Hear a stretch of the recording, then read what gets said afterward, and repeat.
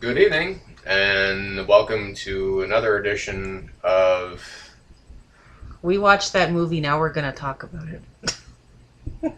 or I call it, Cat and Husband Film Reviews. I like mine Welcome better. once again. I'm James Donnelly. Hello. You are, I'm Kat. and we're going to talk about. Damn it. Yes, we're going to talk about Man of Steel that we just came back from. And you all pretty much know the story by now. Story about a young child, the last son of Krypton.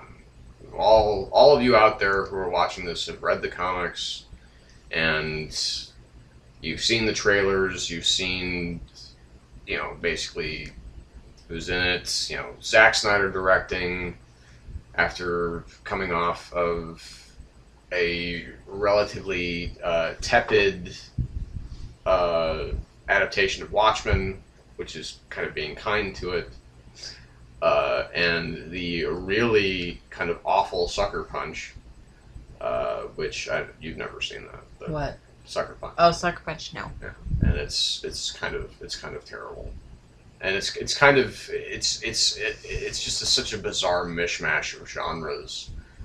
But we're not here to talk But we're not here to talk about that. But we are talking about Zack Snyder and his career, obviously, beginning kind of with Dawn of the Dead, with the remake of Dawn of the Dead, and into 300, which were two huge films for him, multi-million-dollar, one of them not, a potential franchise, now that 300 has Rise of an Empire coming out. Anyway, but he was tapped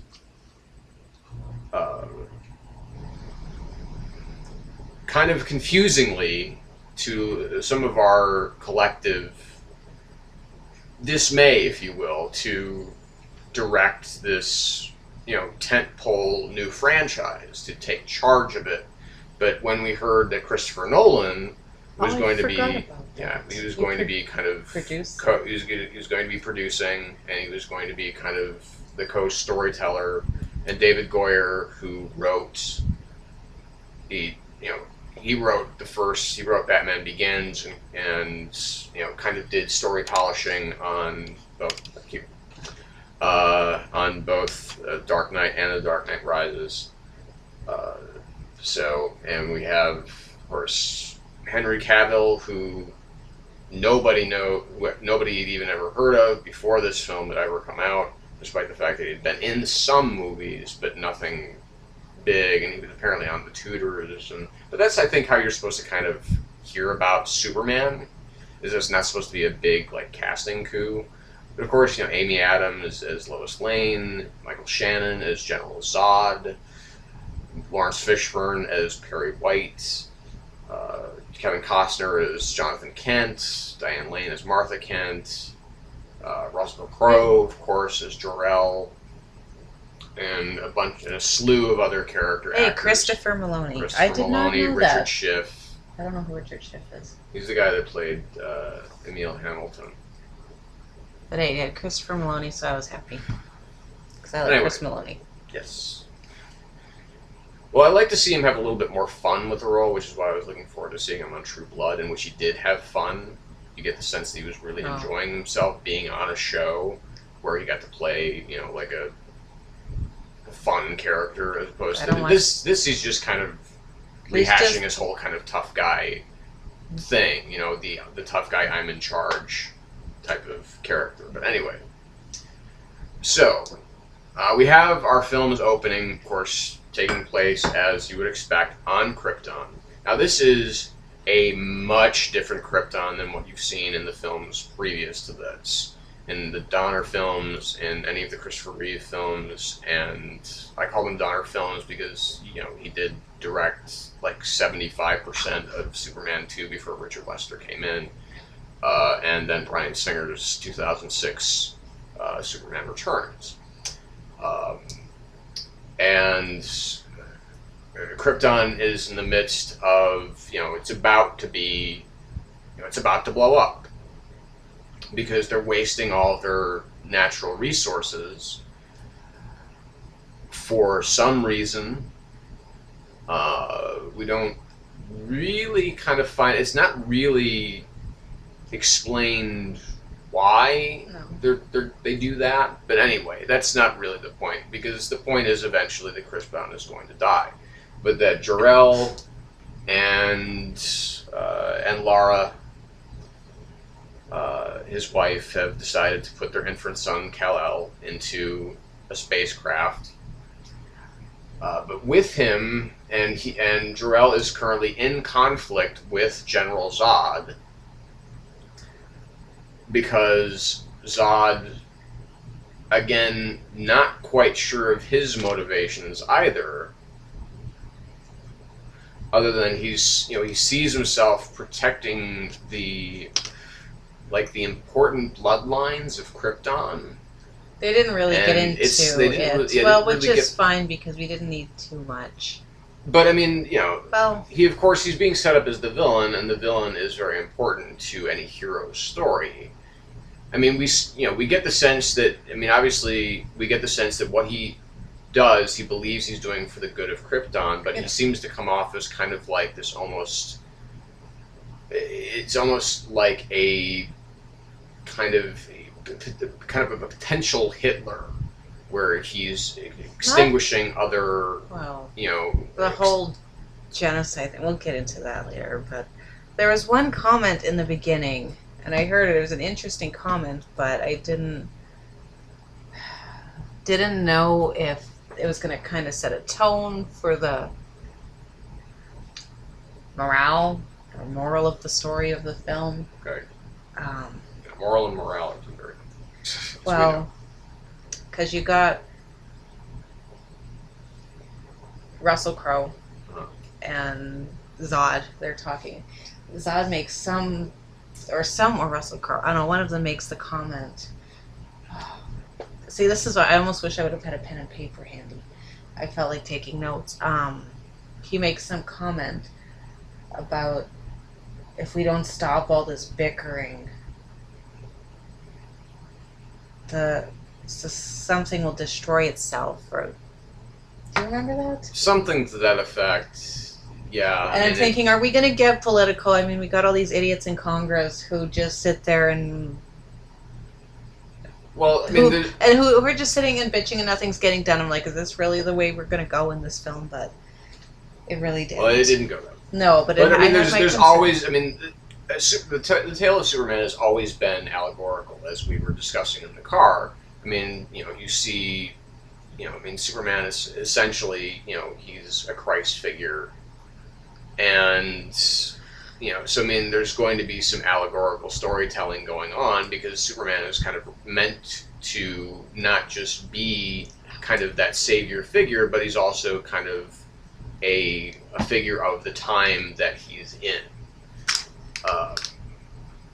So that's kind of what I took away from that, is that there is going to be, because we do get this big council, which, the design of this film, the costume design, the production design of this film is magnificent.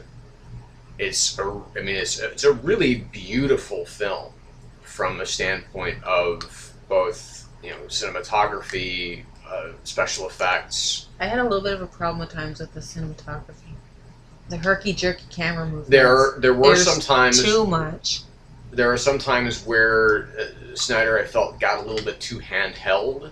Yeah. And he's pushing in for kind of the dramatic close-up, and then the camera will go slightly jerky. Well, it felt like half of it, at least in the beginning anyway, it's being filmed by someone just running behind holding the camera. Well, it was too much. It's putting you in the middle of it. Not in a good way. It was a little overkill. I don't mind a herky-jerky camera, but there was just too much in the beginning, I thought. So anyway, the planet eventually, of course, explodes after Jor-El and Lara have sent baby Kal-El away, but they sent something with him, this Kryptonian Codex, which is, and we're going to be spoiler-free for... Well, we'll do a spoiler-free one. We'll do a spoiler-free beginning, do a second one, and then take it a little bit further. So, okay, so... I think we can do this without mentioning spoilers. Anyway. Well, possibly. But, anyway, so he has, this thing called the Kryptonian Codex, which we don't know exactly what it is. It's, of course, it's the MacGuffin of the film. And he is sent to Earth with it, and then, immediately as soon as he lands, we snap forward 33 years to the present day.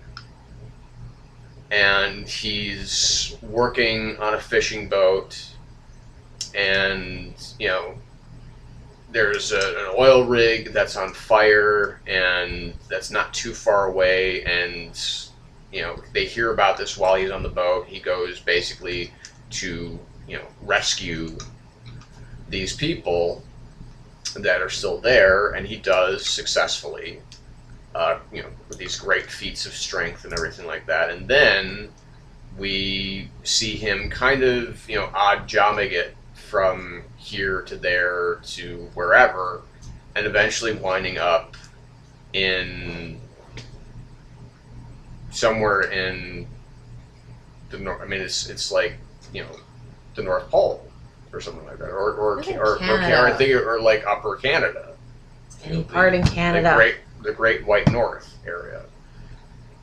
And as opposed to having kind of a fortress of solitude, there is a 20,000-year-old Kryptonian craft that is below the ice surface, and this is where we meet Lois Lane for the first time. She's coming out to report on the story, and we get the sense that she's not the same kind of Lois Lane that we've seen before.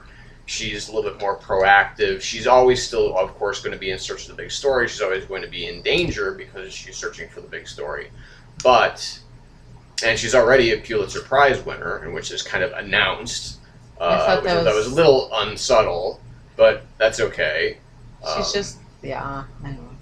But Pulitzer Prize, just working for a newspaper. I don't know. Well, what? That's what just, Pulitzer Prize winning journalists, they don't retire after they won the Pulitzer Prize. It just seemed really odd. But anyway, we don't need to do that. So, and then we basically there is the meeting of the two for the first time, in which, yes, this alien craft is unearthed, and there's this whole, army, and we have Chris Meloni's character, who's a colonel in the Air Force. We have Richard Schiff, who plays Dr. Emil Hamilton, and sorry, there's just one other thing, because I can never remember his name, and I feel bad about it. Alessandra Giuliani, which I thought, this is more of this to me was a huge Easter egg to fans of just the Superman on-screen mythology, just period, because Alessandra Giuliani plays Dr. Emil Hamilton in Smallville, which I thought was a really... Because when I saw him, I'm like, holy shit, it's Alessandra Giuliani. Although I said, no, it's Emil Hamilton, or it's Gata from Battlestar Galactica. So, anyway. So, and they're, trying to figure out what the hell this all is. And so, long story short, because Lois essentially, once she is rescued by Kal-El, and this is when, she is, she's struck by, this weird Kryptonian, security bot or something like that. She's bleeding internally, and he basically, Clark Kal-El uses his heat vision to basically, cauterize her wound so that her internal bleeding will stop. And then so she becomes kind of obsessed with finding who this guy is. And she kind of backtracks him to Smallville. And in the midst of all of these things that go on, in the midst of Clark's travels, we see these flashbacks to Clark as a young man, as as a child, and then later as a young man, as he's trying to deal with and learn how to control his powers, and then later on learning how to hide them. And we have, there are some characters that appear. Pete Ross, Lana Lang is mentioned. Pete Ross we see a couple of times. And then eventually we're back in the present, and Superman has on he's got on the suit, man. He's got on and it's, as we see in the beginning of the film, is more kind of it's almost kind of traditional Kryptonian dress. It's not just like a suit that was sewn by his mom or something like that. It does have significance, and then all of a sudden, here comes Zod and his army, and like his right hand woman, which is Feora, who's played by somebody that I'd never heard of before, this Angie Trow, however it's pronounced.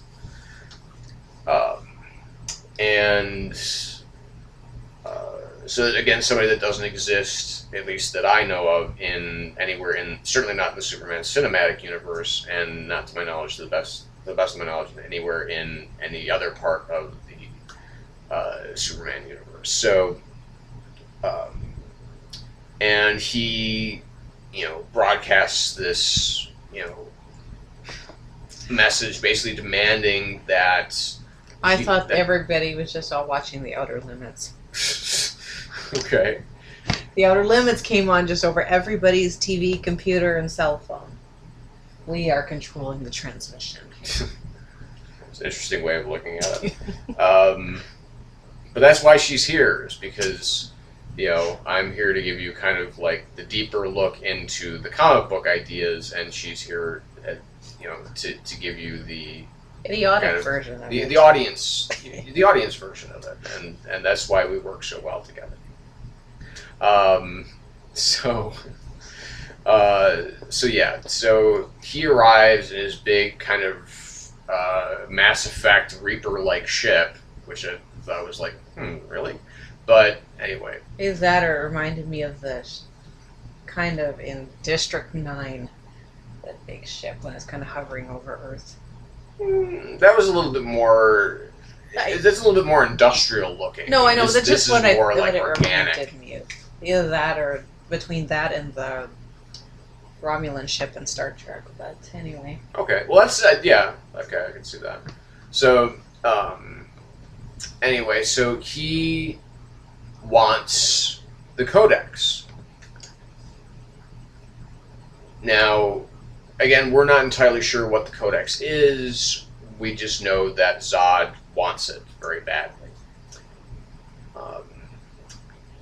And so, we have really a very different take on the origin story of Superman and how he first really appears to the world.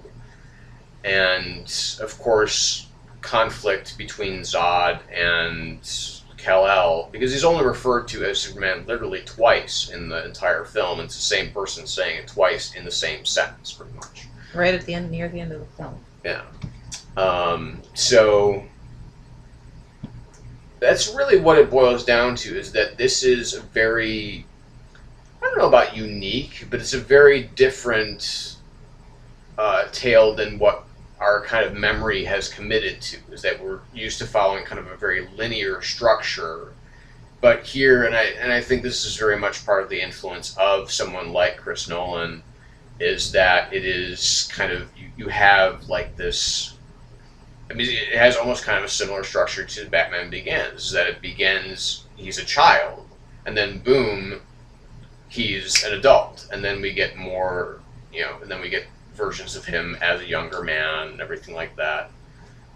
and so and then eventually, but this is much more comic booky than any of the Batman films, really, any of the Nolan Batman films, because obviously, but it has to be, because you're dealing with a much more comic booky character. He has all these amazing powers. Yeah. Well, they're not ridiculous. They're pretty fucking you awesome. know my feelings on Superman, so... So... I guess maybe that's where I just have a hard time connecting. I like Batman because Batman doesn't have superpowers per se. Right. He's still human. Instead, you got Superman who's like, look at me, I'm awesome, I can do everything. And it's totally unrealistic. Just, I like Batman because it's relatable in a way. We don't have billions of dollars, but it's still relatable. And maybe just because I feel like Superman, everything he can do is over the top. Maybe that's where I have a hard time connecting. But you've seen all of the, well, with the exception of seeing Iron Man 2 in its entirety, and I don't think you saw the Incredible Hulk in its entirety either. Oh yeah, Edward Norton one? Yeah. Oh yeah, I've seen it a few times. Oh, okay. Never mind. But that's the only one of the Marvel films that you haven't seen from beginning to end in one sitting. Yeah. Is Iron Man 2. Yeah. So, I mean, why is Superman different from Thor, for instance? I mean, he's immortal. He's, I mean, obviously in the first film, we have Thor. He's essentially depowered for a good portion of the film. So, I mean, I guess that makes him more relatable than Superman on a gut level. But Superman, to me, has always been, as you have these voiceovers in which they do literally take, dialogue directly from some pages of All-Star Superman, where Jor-El is talking, and he's talking about giving humans an ideal to strive towards. And it's the same thing with, Brando's Jor-El as being that, the great line about they could be a great people they wish to be, they merely lack the light to show them the way. And the whole big blue Boy Scout who's perfect and cannot do any wrong. But he's not. That's what's interesting about this film, is that he is. No, I'm just saying. I'm not talking about that. I'm just saying the idea of Superman. I get it, that he's the ultimate good guy. That he will always do the right thing. It's just he's too perfect. He's just. I mean, he's very handsome. He's he is. He had crooked teeth though. Well, he's English. What do you want? But no offense out there to anybody. No. It's just obviously that's like Canadians say "a" to the end at the end of every sentence. Yes, we do. It's an American stereotype of. Wait till I take you home to Canada sometime. Yes, honey, I know that they don't all talk like that. I mean, you do say process instead of process, and you do say Z instead of Z. Excuse me. Now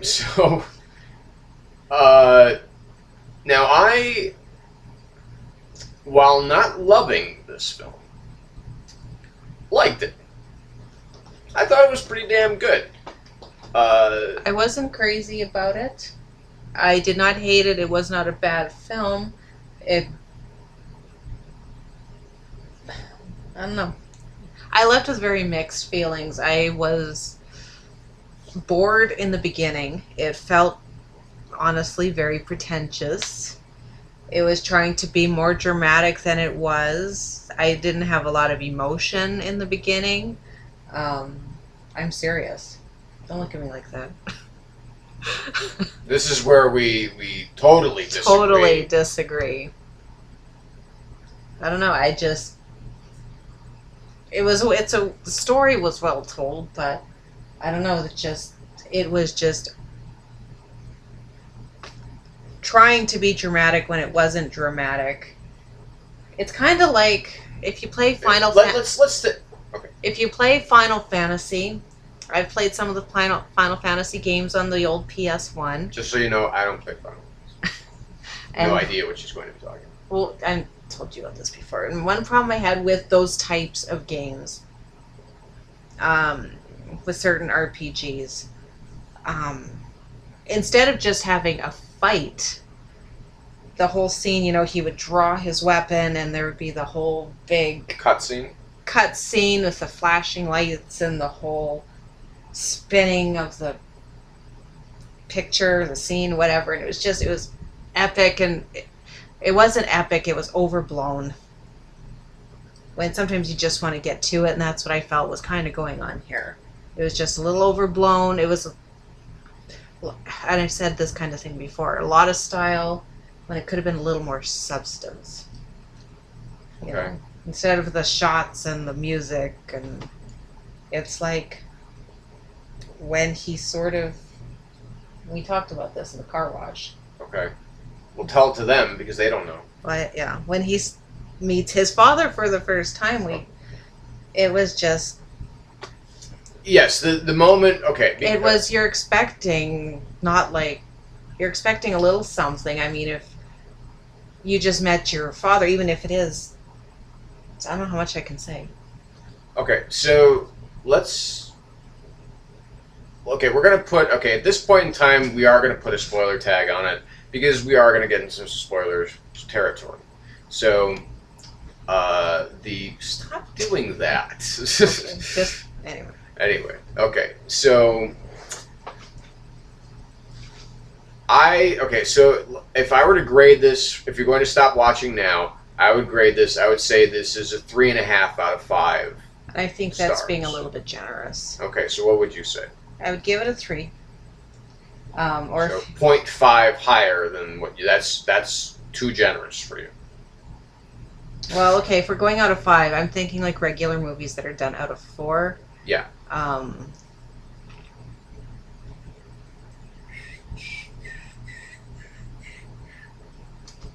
Out of 5, no, You still give it a 3. I would stop at 3. Okay. Yeah. That's fine. Okay, so let's move on, shall we? Okay, so if you just if you're no longer going to watch because we're about to enter into some spoiler territory, then thank you for watching and come back when you've seen the movie, and then you can listen to the rest of it. So the wrong movie, honey. Wrong summer movie. Those of you who are staying, if you've already seen the film or just don't care, then that's fine too. So yes, we have the scene in which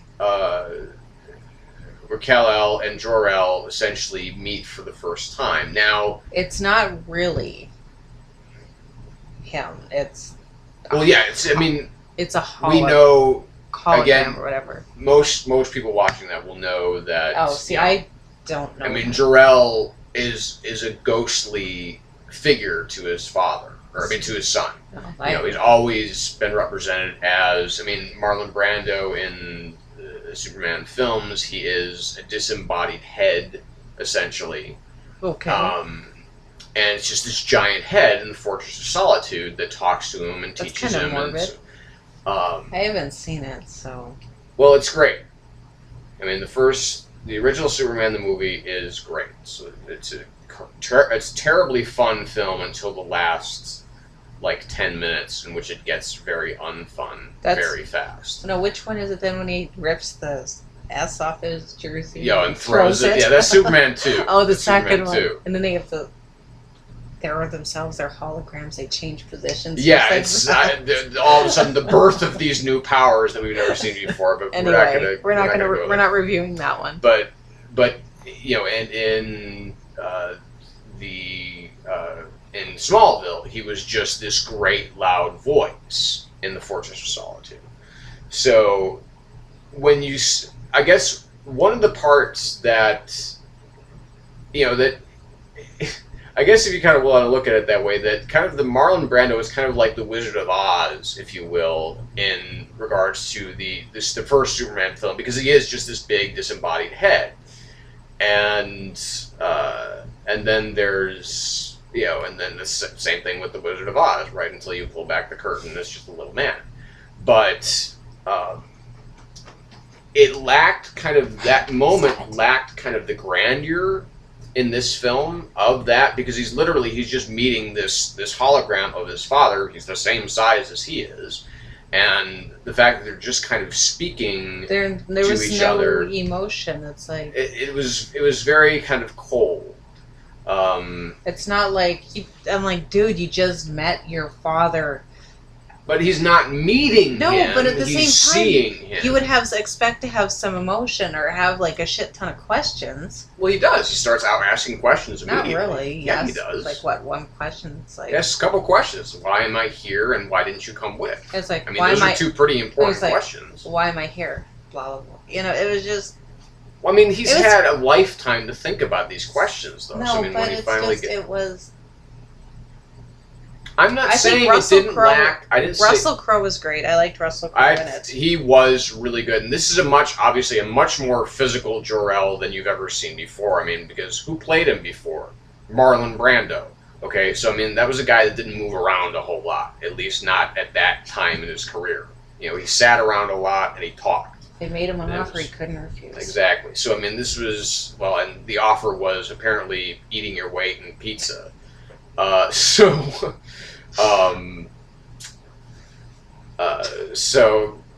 you know, he'd obviously put on some poundage, and you know, Russell Crowe, despite being about 50 now, I mean, he's definitely still slim and lean, and he's ready to kick some ass, which he does a lot of in the opening sequence. The opening sequence is which is the opening scene on Krypton.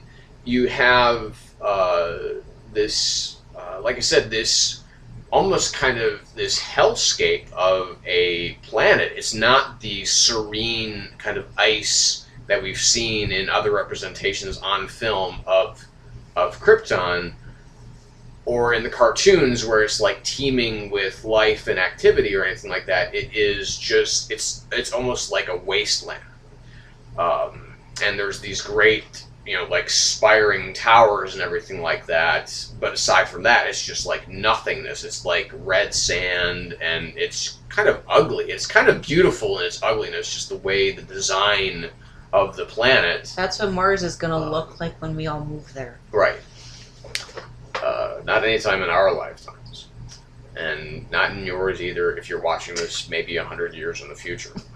But anyway, so I'm not going to make jokes. Yeah, we've got and you know, we have Jor-El kind of like the warrior scientist, if you will, and Zod. And apparently, now one of the things that they do talk about in regards to this codex is it has the imprintation of every Kryptonian,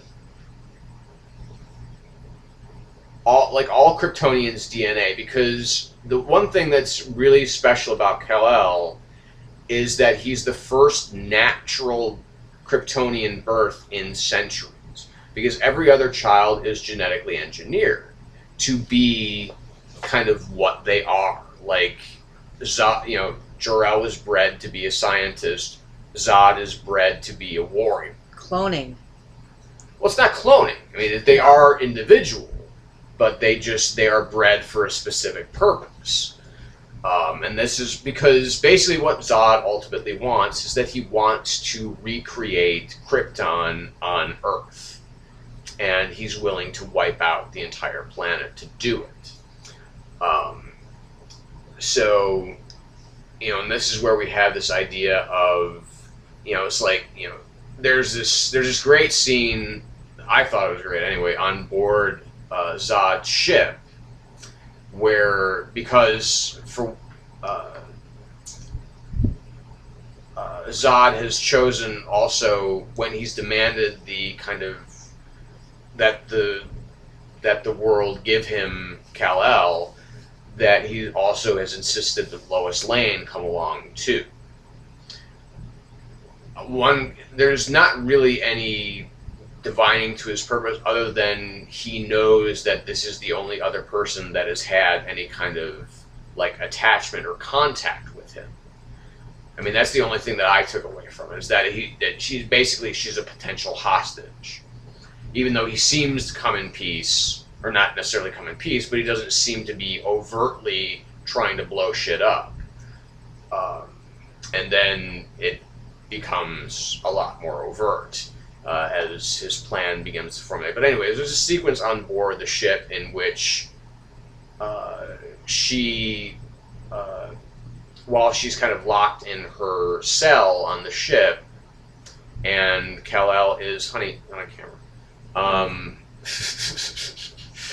Don't scratch things too hard while you're on camera, because you're starting to make faces. Oh my god! So, anyway. But she's basically, she plugs in Jor-El into the ship, and she's kind of being led around the ship by his kind of holographic presence, and he has control of the ship since he's uploaded his own coding into the ship. And so he's like closing doors and opening them. It's a really neat sequence, a very well done sequence that I found. And there's some psychological warfare. There's a lot of story in this film. There's a lot of story. So let's kind of skip over the story and let's talk about the characters and talk about the actors. I really liked Henry Cavill as Superman. I thought that he did a really solid job. He wasn't trying to kind of ape any of the Superman players that have come before, in the sense that he's, trying to be like, he's kind of aping Christopher Reeve or kind of aping Brandon Routh, who also kind of just happens to be very Christopher Reeve-esque. And so he does kind of create his own Kal-El here, and ultimately his own Clark Kent. How did you like him, honey? I'm talking a lot, so yeah, I know. You got to step in here. Anyway, I didn't think his performance was anything great. It wasn't a terrible performance, but it wasn't. It was fine, really. Well, I think he carved out a nice niche for himself as far as this character is concerned. Because again, you have no kind of comparative structure on which to base this on. No, but because you've never seen Smallville, you've never seen Lois and Clark, you've never seen... Yes, I did watch Lois and Clark. Okay, so then how would you say would compare to Dean Cain? That's a ridiculous statement. Why? Well, why is that ridiculous? Because we didn't go in to watch a 1 hour basic or 1 hour network TV show. Yeah. We came to see a movie. And like I said, I don't know. I'm not going to compare him to Dean Cain. That's like comparing apples to oranges. But, I don't know. It was fine. It wasn't like, wow. Okay, so who was your favorite character in the film? I don't know. Who were some of your favorites? You already said you liked Russell Crowe. I liked Russell Crowe. I don't know. So, Russell Crowe, that's pretty much it. I mean, there were no terrible performances, but... His was the one that stood out to you. Did any of them stand out? I'm trying to get a question. I guess not really. I'm trying to get an answer from you on this. Not really. No one really stood out, I guess. Okay. So this will be one... okay. I guess this is why I'm doing more of the talking, is because you don't really seem to have much of an opinion about anything about this film. I wouldn't... It's just... Maybe that's just it. It was just very... It is what it is. I wasn't disappointed with it. You had no expectations going in. I had no expectations going in, that's true. So, I mean, you can't be disappointed by something that you have no expectations. I was hoping it would be really good. But, I wasn't wowed by it. I wasn't disappointed. Were there any moments where you felt like, wow? this is really cool to watch, or wow, this really sucks, or something? Was there anything that was above or below average to you? Because basically, are you saying this was an average movie all the way through, from beginning to end? Story, character, direction, story beats, okay. acts. Sorry, I'm trying to get more of a sense, more of a feel, because you're usually a little more verbose when we're doing this. And yeah, I guess it didn't strike up a lot in me, good or bad. Now, is this because of your reluctance just to accept Superman? No, as I went a hero? in with an open mind and was hoping it would be good and was hoping it would change my opinion, but it didn't. I mean, I did kind of like it at the beginning where he's in school, talking to the teacher, and he has that little kind of meltdown, attack, whatever, And so I'm like, okay, this is getting interesting. Maybe this is something, because I was bullied and picked on in school really bad. So I thought maybe this is going to go somewhere that I can find something a little relatable. But that just kind of went poof after. I don't know. But why would you say that? I mean, it's just because it was told very non-linearly, that sucked you out of the moments where he is very much an outcast. I mean, he's always on the outside of society. So, I mean, that's the thing. I mean, because there is, that's part of the choice that he's making, that we see him making when he's learning about General Zod, and which is also a really stunning sequence, I thought, when Jor-El is kind of retelling the history of Krypton, and then you have this kind of I can't think of what else I know what else it's like, because we've seen it before, that kind of technology in another film that I think was even relatively recent, where things, it's like this kind of, not like morphing Terminator 2-ish kind of stuff. It's more specific than that. It's like, when all of these, it's like liquid shapes that form into, that's the best way that I can kind of explain it. But I mean, that sequence I thought was really cool. I mean, just visually, from a visual standpoint, it was very interesting to see a story told like that. Where they're standing there and talking, and then like he's standing in the skulls, and where with Jor-El. Oh. Where Jor-El is telling him a story about Krypton's history and what they used to be, and they were explorers, which is why there's a 20,000-year-old Kryptonian ship embedded in the middle of northern Canada. And I just have to say, yes, at the beginning, Christopher Maloney, he warns Lois Lane that it can get -4 to -40 at night. Oh, shut up. I know what you're thinking. I can hear it. He says it can get to -40 at night. It's like, big fucking deal. It's Canada. That's winter. It's -40 all the time. No need to be a warning about that. Anyway, I feel better now that I said that. Okay, I'm glad it's Canada. It's winter. Glad that you had that one relatable moment in the film where you could say, "Yes, this is Canada, fuckers." It's Canada. It's winter. It's always -40. Deal with it, pussies. Hey, cool it. Anyway, so. Anyway, I'll go off on what else I was going to say. Please do. Let you get back on track. Yes, because I'm totally off track right now. I am lost. Anyway, no, there was just other little things that I found, and these were not pertaining to the story of the film itself, but just other faults that I just... Okay, what other faults? The tornado. This is just me being picky and technical. The whole thing with the tornado. Why are you don't go here. I'm not going to go. Where are you going with this? Please tell me where you're going with this. The tornado one just came out of nowhere. It was a bright, beautiful, sunny day, and boom! It wasn't that bright. and all of a sudden there's just a tornado out of nowhere. But anybody who lives in a rural area like that, especially in that part of the country known as Tornado Alley, anyone knows you don't run under a bridge or an overpass in a tornado. Then why did everybody do it? That's what I was mad at. You don't do that. Why?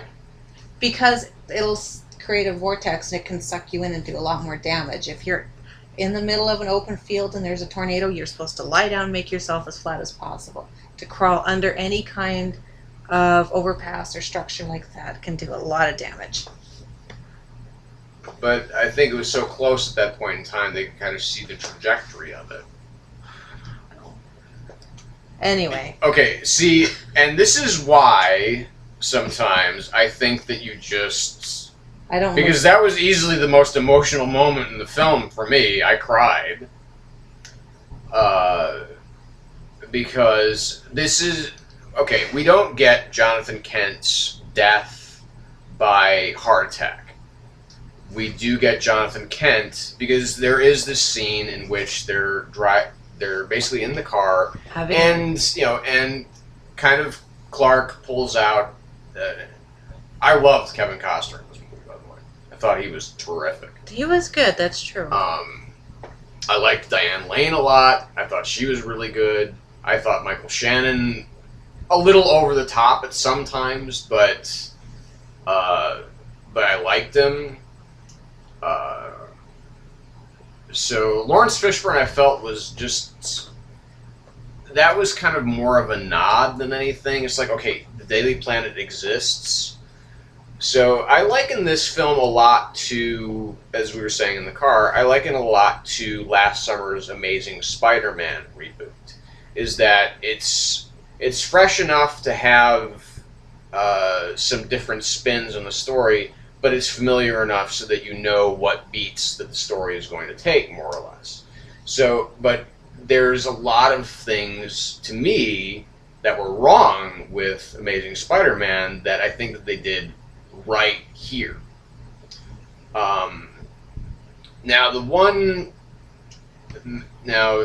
Because basically the death that we see of Jonathan Kent, going back to that for a second, is he is... kind of swept into this tornado, and because basically Clark, while they're in the car, he kind of actually pulls out the "you're not my real dad" thing, because he's a teenager and he's just being a little prick, and because he doesn't want to be a farmer, and and then he sees his own father, who is, not an old man, but I mean, an older man who, he has no powers, and he's racing into a tornado to save people, ultimately to save his dog, too. And he gets swept up, and Clark is standing there, and he, of course, can go save him, but his father, Jonathan just basically says no and just kind of gives him a smile, and then he gets swept up in the tornado and dies. And it's a very sad moment. I cried.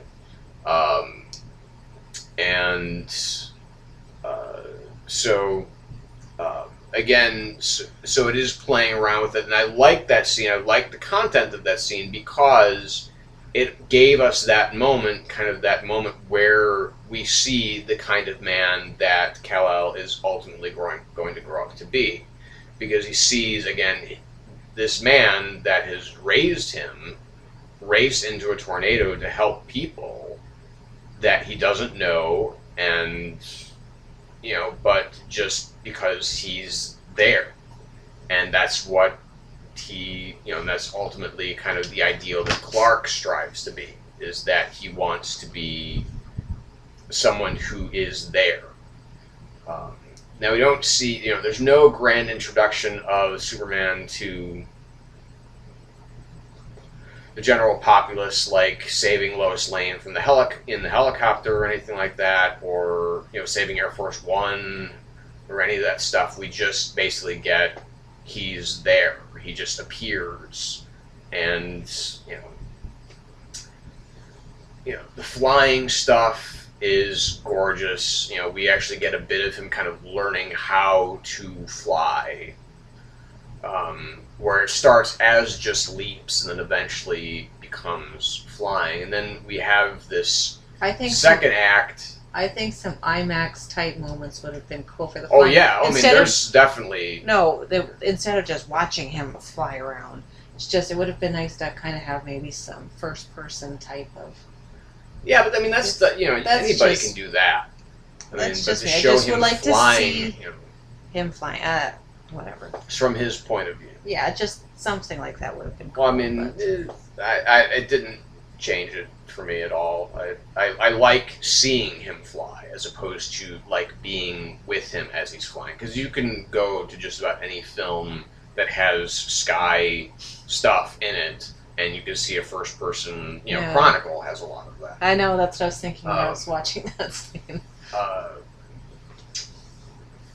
But what really stands out here, as opposed to any other Superman that we've seen before, is him using his powers not just in a reactive capacity in the sense of, okay, well, I'm going to stop this earthquake, or I'm going to turn the world back on its axis, or anything like that. We get to see him pound flesh. And I mean, he is... because they destroyed... Well, this is where I had another problem. They basically wiped the whole town of Smallville off the map. No, I mean, it survived.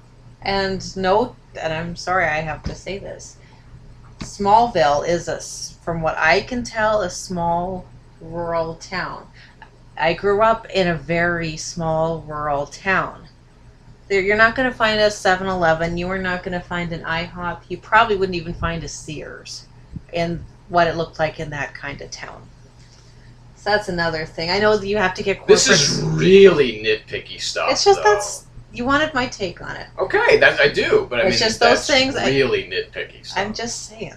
Okay, say, but I'm saying I think that's really nitpicky, and I don't think it's going to... I'm not saying it detracted from the film, I'm just saying... It seems like you're saying that. It took you out of the film personally because you grew up in a small town. I mean, that's fair to say. I grew up in that kind of a small town, yeah. Well, I mean, but it's not, this is America.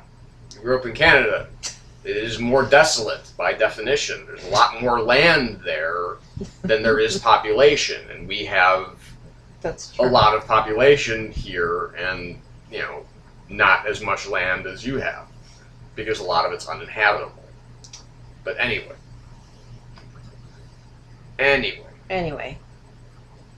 So we get to the second act of the film, which is basically, we have Superman surrendering himself to the authorities,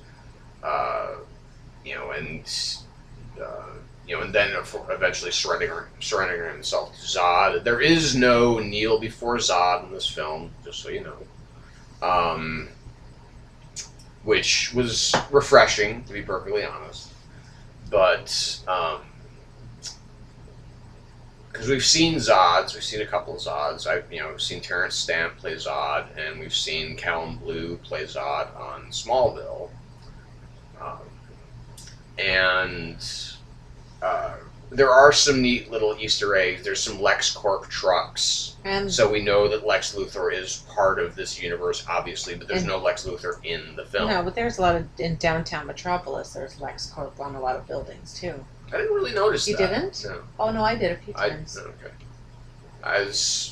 You were maybe looking a little bit more at the periphery, and I was kind of looking straight ahead in some of those. I mean, that's fine. That movie that was more towards the end, it was a lot more destructive than the Avengers. Well, yeah, I mean, Metropolis kind of gets annihilated in this film. I mean, this is no shit. I mean, there's it's basically if you took something the size of Central Park and put it in the middle of a city, it's just desolate. But instead of it being a beautiful park, it's just like concrete desolation. I mean, there are buildings falling all over the place. It's kind of horrific at some points in time. It is almost apocalyptic looking. and but you get this real sense of Superman's powers here. Not just how fast he can fly or anything like that, or that he can lift the 747 single-handedly, but that when it comes down to the fights, because obviously there are going to be physical confrontations with these other Kryptonians who, the fight by scenes proxy, were, because of the yellow sun, they're going to be more powerful. the fight scenes were crazy. I mean, this was like Mortal Kombat kind of stuff, just whipping people around. Oh yeah, I mean it was extreme. I mean the fights are extremely fast. Not fast in the sense of like they don't last very long. They do go on for a really long time. But they are, because they move so quickly. It's like I mean, he picks them up and scared the cat. Whips them like what? 5 miles through buildings and train cars and. Yeah, I mean and then train cars get hurled around, and I mean there's some serious shit going on in this movie. I mean, they don't fuck around when it comes to the destruction. And here is where, again, the film does really separate itself, is that we have what basically people have kind of been waiting for for the entirety of the Superman cinematic world, is for him to really go all out in a fight. Because, I mean, the fights in Superman 2, where he's fighting Zod and Non, and can't remember the female's name. Can't remember the woman's name. I know Sarah Douglas played her, but I can't remember. I know who you're talking about, but I don't. Her character's name, and that shames me to some degree.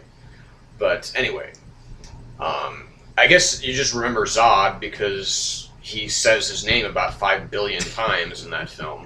But anyway, but you do have, and then it moves from the ground, and then it moves to the air, and there's this amazing, mind-boggling, totally wish I saw an IMAX sequence of this massive fight between Zod and Superman near the end, where they're just in the air, and they're just beating the living shit out of each other. And we do get the Phantom Zone in this film. We do get, like I said, there's a lot of nods to the Superman universe, and the third act, all of kind of the insanity that's going on during that, and this whole plan they have, seems to be a little bit far-fetched. With this, the world engine, I thought was a neat idea. I mean, basically planting 2 parts of this thing on polar opposites of the world, of the planet, and then kind of like drilling through, because basically they're trying to terraform it like Krypton. And so there's no kryptonite in this film. There's no mention of kryptonite. There's no green rock or anything like that depowers Superman.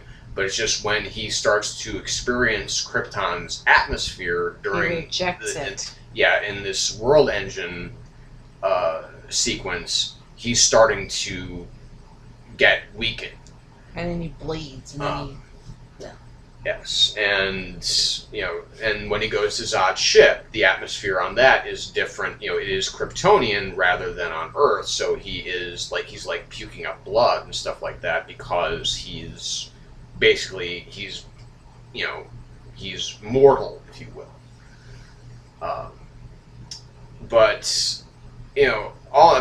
And it is like kind of this orgiastic violence that we get at the end, that really is kind of like this magnificent, okay, this is what you've been waiting for in a Superman film all of these years, to see Superman really go toe-to-toe with another superpowered being, and, that kind of give as good as they get. So, ultimately good prevails at a cost, and which was a part that kind of, it's like I know why they put it in there, because ultimately when Clark, Kal, whatever you want to call him here, when ultimately he kills Zod, we know why he's done it. It's literally, it's a figurative choice between choosing his own people or choosing his adopted home. Right. So I mean, him kind of killing Zod is that, to save other people is his way of saying, well, I choose these people because I see what they're capable of, and I see what you're capable of, and I don't want any part of you, so you're done. So it'll be interesting to see how this all ends up playing out. A sequel has already been greenlit, and I don't know what they'll call it. It's a little too soon to speculate. Yeah, I know. But, I mean, they can't call it, they can't call it Superman Man of Steel because this one was already called Man of Steel.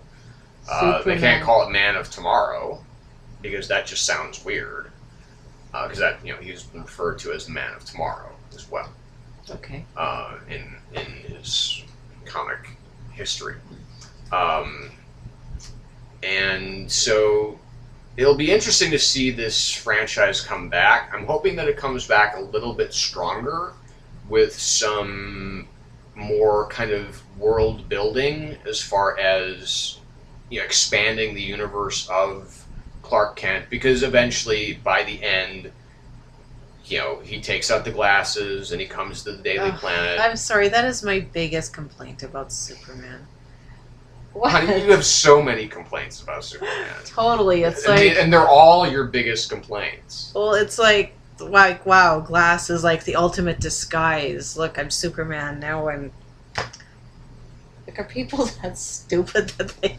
Well, but that's the difference here is that Lois Lane already knows that Clark Kent is this alien. She already knows, Yeah, but nobody else.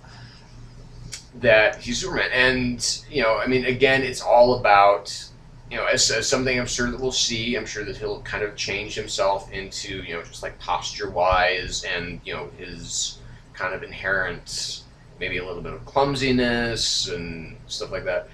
Some other problems that I had with the film in general, I thought this film would be a little bit lighter than it was. I thought it would have some lighter moments.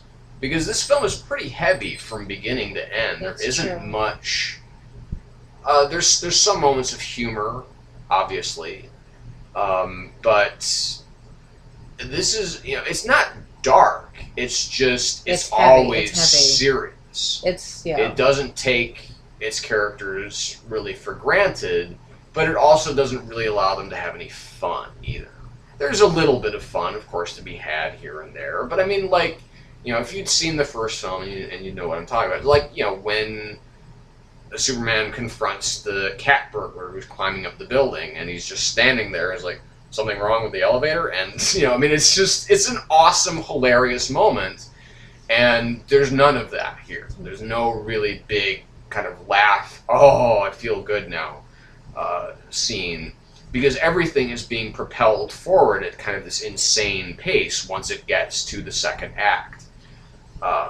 So the first act, I mean, it's a Chris Nolan Superman film.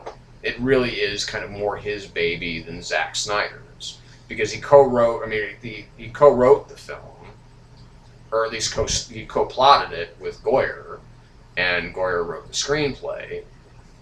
So I mean, you get the sense that he really wanted to tell this epic story, and it is epic in its scope.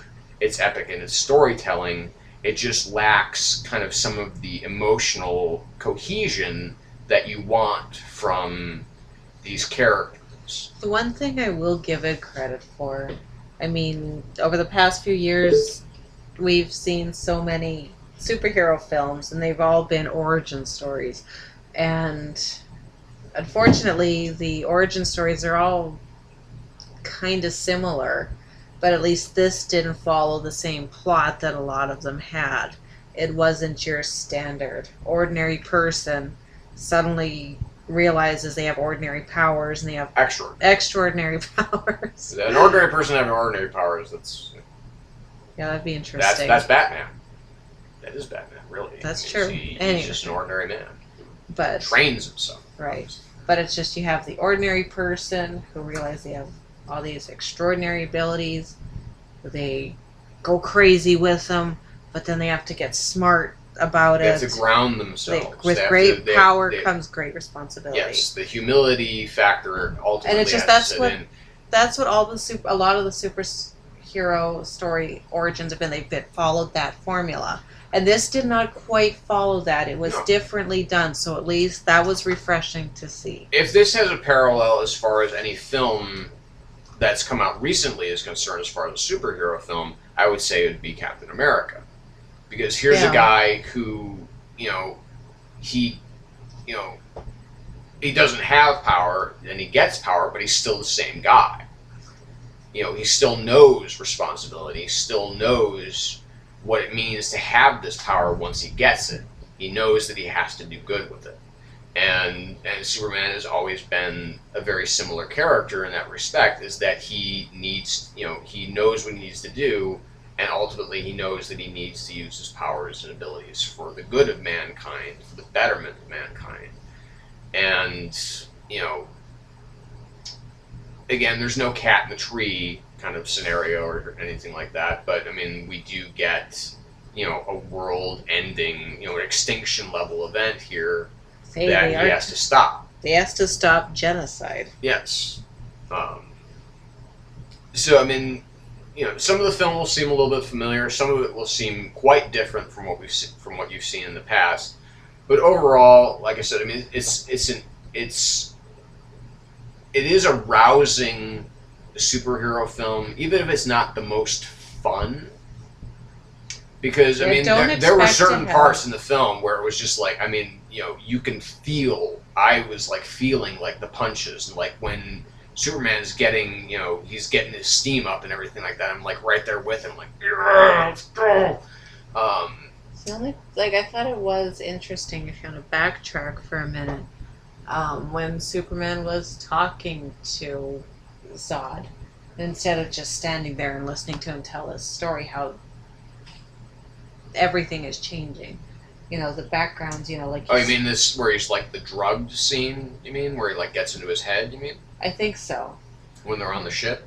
Yeah, and then they're he's standing like there... going under the skulls and everything like that. Sinking under, just how they kind of change all the... Yeah. I thought that was kind of clever. I liked that part. I mean, from a visual standpoint, I don't think there was anything boring about this film. No, visually it was very good. And that has been Zack Snyder's milieu, though. I mean, he's a very visual filmmaker, and that's his style.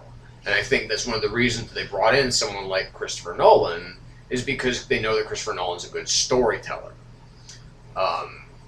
And so, I mean, like I said, it was just that this is a very ambitious film. It's a very ambitious undertaking to make Superman vital and to make him cool. But not so cool that it completely obliterates, so that he becomes just basically a superpowered Batman. Well, probably, that's interesting. Kind of a way that... You okay? Yeah, my back's getting a little stiff from leaning forward like this. But, a lot of superhero films, they're kind of flashy, I guess.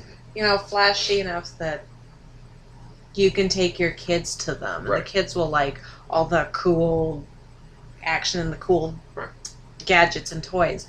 This, I don't know, if you had kids and you brought it to, I don't know if too many kids would like this. It is not a flashy film. It's really, but again, I mean, I think once you have the name Chris Nolan attached to a comic book film, you are kind of already outside of the zone of... No, the Batman films were pretty flashy.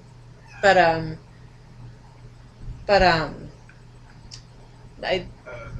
when? Can you explain that to me? Because I never got that sense at all that they were flash. I mean, they weren't totally not kid-friendly. At least the first one was. It could kind of kid-friendly. But, I mean, you kind of have to get the kids in the door. And this has some of that. But because it is, you just can kind of awe at, your jaw just can kind of drop as a kid, just kind of watching, okay, well, these are human beings fighting. He's driving the bat pod around, and, you know, that kind of thing. But well, I'm not saying there's no cool stuff in the Batman guess maybe films, that's but what it's I just, mean, I mean, instead you know, of... The Dark Knight. I mean, it's a very dark film. Yeah. You know, it's very dark storytelling and very adult or mature storytelling, I should say. Yeah.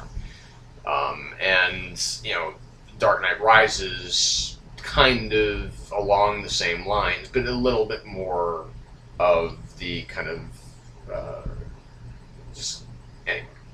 Yeah, we're not talking about Batman. We're not talking about that. So we're talking, and I think we're going to wrap this up here because we're at an hour 10 right now. We've been talking about this for 70 minutes. So I would say I would go see it. You know, it's nothing that I would, you know, if you've already seen it, then you already have stayed in line for it, or maybe you saw it at the midnight show or whatever. But yeah, I mean, this is definitely worth a trip to the cinema, I would say, because I think it would be just better to see this on the big screen. Yeah. But, you know, I mean, you could go to a matinee. There's no need to fork over, you know, however much, you know, non-matinee prices are nowadays. But, yeah, I mean, you know, no need to see, you know, no real need to see this first weekend that it opens. But it's definitely worth seeing. So, like I said, I stand by my grade, 3.5 out of 5. You stand by yours, 3 out of 5. I guess if you're a Superman, what would you like to see? What would you like to have different about this? Then, what would you like to see more of, or less of, or maybe more? Maybe more development, character development, or relationship development. Yeah, I think you're right. And They were more focused on telling the story, right, rather than kind of building the character, or building the relationships. Maybe that's where it did. I really like strong characters. I like a character who I can know and get behind, or who I cannot get behind. But yeah. Well, I mean, and you're, you know, the thing is that, you know, I love Amy Adams. I think she's a great actress. I think that I still think that even despite everything that we've seen recently, that superhero films are still kind of a boys' club. You know, I mean, people are still saying in 2013 that it's impossible to make a Wonder Woman film. God, I was thinking about that the whole damn time, and God, I would love a Wonder Woman movie, and because it won't make any money. So these major characters that you have are still, these major female characters that you have are kind of relegated to these secondary positions. Now, it doesn't happen quite so much in the Avengers because it's Joss Whedon. Yeah. I mean, Black Widow is very much a kind of a front and center character, despite the fact that there's Iron Man and Cap and Thor and Hulk and everybody else. Everybody almost kind of gets an equal amount of screen time and gets an equal amount of cool things to do. And, you know, I would have liked to have really seen more of Amy Adams in this film, especially in regards to her relationship with Clark. At least she wasn't just the dumb woman. No, she wasn't the damsel in distress in this film at all, which was great. I did really like that they brought that element out of the comic book, that she is a strong, independent, very focused woman who isn't just falling head over heels for Superman because he's perfect and he's beautiful and he's just a breathtaking thing to behold. That she is, you know, she's involved in his story because their story kind of starts together. And so it was just, it was refreshing to see that take. I just would have really liked to have seen more of her in this film. And she does get to kick some ass in this film, which was also cool, because that's something that we've never seen Lois Lane do in the films. We've seen it happen in Smallville, and maybe even in Lois and Clark. I didn't watch Lois and Clark for that long. I didn't either. I don't know. But in Smallville, I've seen every episode. So, I mean, and she does, Lois really, puts her, puts it out there quite a bit in that show. So, so it's not, it's a better Lois Lane than we've seen before. I'll give it that. It's just that obviously, Margot Kidder has a lot more screen time in the first film because I mean this whole the whole kind of beginning of this film, or like the first 2 acts of this film are kind of like the first half an hour, 45 minutes of the original Superman. So we have a lot more time to explore the relationship between Lois Lane and Clark Kent, and Lois Lane and Superman. But here, since we already know that Clark Kent is Superman, or Lois Lane already knows that Clark Kent is Superman. She wasn't just there as nothing more than a love interest either. Right. She had a purpose. Yes. So she wasn't just there. So every moment that she was in, she needed to be there for. Yeah. But I just wish that she had been in more of the film. Yeah. No, I totally agree with that. And I did really like her in the film. I didn't think that she's because she's been in a lot of kind of like high profile roles. You did want to start saying it's a me party. It's a me party. Oh, Muppets, no. Yes. But I mean, she has like these kind of Oscar Beatty roles, like in The Fighter and in Doubt. Clint and Eastwood. Stuff like the Trouble baseball with the Curve. movie, yeah. Never seen it. Not interested, but never mind. But just seeing her in those films, like very very strong performances, and here it was a little because there isn't a lot of room for performance in this film, and that's really the one benefit that I would say that Russell Crowe has in this film, is that he really is kind of the only character, strangely enough, that really gets to be like a character, well-rounded. Yes. Like really fleshed out, even when he's not Flash. So, yeah. What do you say? Anything else that you wanted to add? I don't know. In this hour and 17 minutes, I think we covered everything and then some. Yeah, and there's even more stuff to talk about, and that's even weirder because, like I said, this is a very full film. There's a lot of storytelling in this film, which is again just going back to me saying how ambitious of a film this is. So I mean, I don't fault it for being too ambitious, kind of like in the same way that I don't fault Dark Knight Rises for being too ambitious, but I do fault it like I fault that film, but I was much easier on that film because that film was just better. But I do find that this film ultimately, because it does suffer from the fact that it's a first film, the fact that it is trying to tell more of a story about a story rather than a story about a character, is kind of a little bit of a flaw. My summation or whatever. Shut up. I stutter sometimes. No, that wasn't what I was laughing at. I'm because we're going to be talking about this for like another 20 minutes. No, I was just going to say, in summation, if you're a Superman fan, go see it. If you might be upset, honestly, though. If you're a big Superman purist, you might get pissed off. Yes, but if you like Superman, go see it. You might enjoy it. You might not. But if you're not a Superman fan or anything, you can probably kind of take it or leave it. Yeah. Because, I mean, I can take it or leave it. If it was out on video or if it was on HBO, I might watch it if there's nothing else. I'll be getting it when it comes out. Well, of course, but... Well, I mean, I didn't say that about Iron Man 3. No, we made up our minds about that as soon as we left the theater. Yeah, we were both like, man, this movie is just not good. But so yeah, if you're not a Superman fan, you can skip it. No big deal. So that's where we're going to leave it off. So thank you so much again for watching. I know that we've been I know that we've been talking for a long time now. This is longer than I think any of our previous sessions. I think most of them have gone less than an hour, but there's a lot to talk about here. So, thanks for watching again. We always appreciate it. If this is your first time here, please subscribe. Feel free to comment below. And we will see you. I don't know what's the next big film.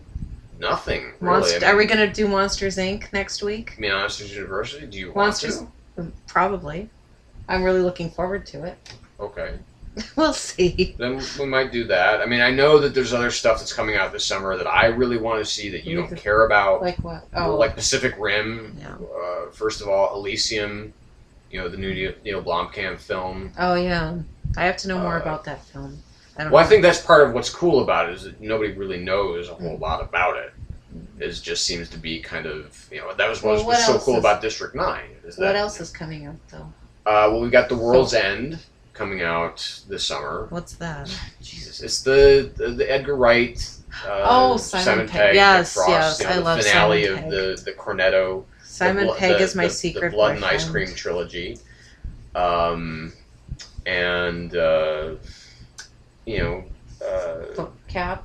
Well, no, Cap's 2014.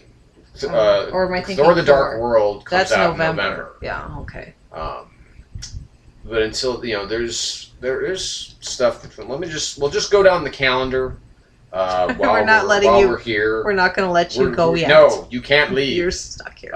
You have to stay because we are going to be looking at films that are going to be coming out. No, that's where I just was. Damn it. Oh, okay. So let's go to Flickster, and we'll go to upcoming. And waiting. There we go. Okay, well, World War Z, I would like to see. I know that you're not. Whatever. I'm not down with this whole apocalyptic theme in Hollywood. Yeah, there's that, and there's Monsters University. Then we've got. We're totally going to be skipping The Lone Ranger, so don't expect a review on that. Because that looks like the biggest pile of shit. So July 12th is Pacific Rim. July 26th is Wolverine. Wolverine. Okay. August 9th is Elysium.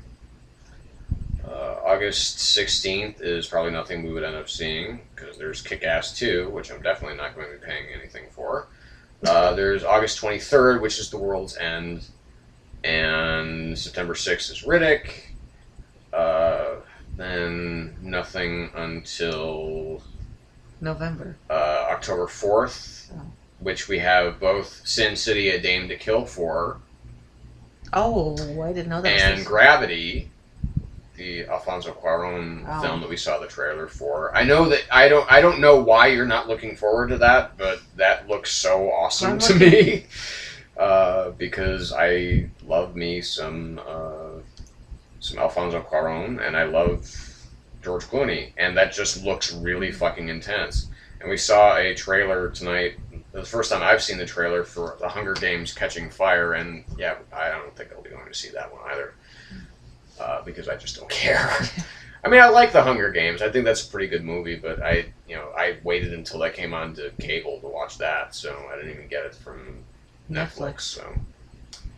So yeah, so that's kind of our breakdown. So you might see us a couple more times during the summer, and hopefully we'll see each other again doing a comic book or two, and you'll eventually see me back.